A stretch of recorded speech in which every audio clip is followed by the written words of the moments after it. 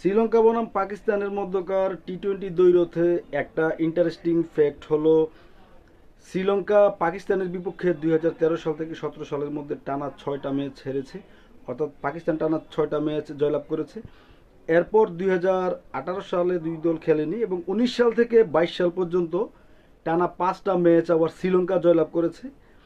তো আজকে যে ম্যাচটা মুখোমুখি হচ্ছে এটা নিয়ম অনুযায়ী পূর্বে যেভাবে হয়েছে যদি সেটা বহাল থাকে তাহলে আজকে শ্রীলঙ্কা জয়লাভ করবে। অর্থাৎ পাকিস্তানের 6টা জয়ের পর শ্রীলঙ্কা টানা 5টা ম্যাচ জয়লাভ করেছে। ফলে ষষ্ঠ ম্যাচ আজকে শ্রীলঙ্কা জয়ের কথা যদি পাকিস্তানের মতো হয়।